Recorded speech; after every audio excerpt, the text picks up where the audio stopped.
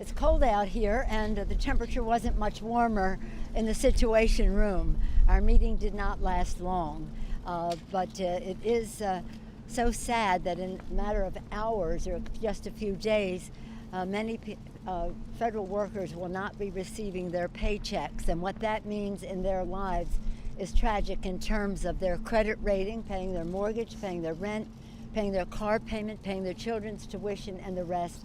The president seems to be insensitive to that. He thinks maybe they could just ask their father for more money, but they can't.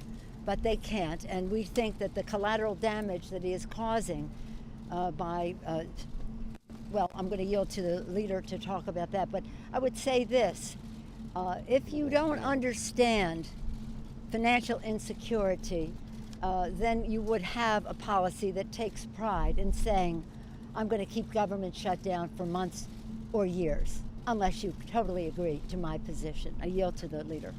Yeah, well, unfortunately, the president just got up and walked out. He asked Speaker Pelosi, will you agree to my wall? She said no. And he just got up and said, then we have nothing to discuss, and he just walked out. Again, we saw a temper tantrum because he couldn't get his way, and he just walked out of the meeting.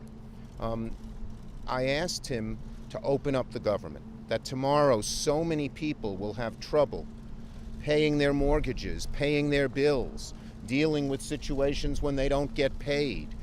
And I said, just why won't you do that? We'll continue to discuss. We're willing to discuss anything. And he said, if I open up the government, you won't do what I want. That's cruel.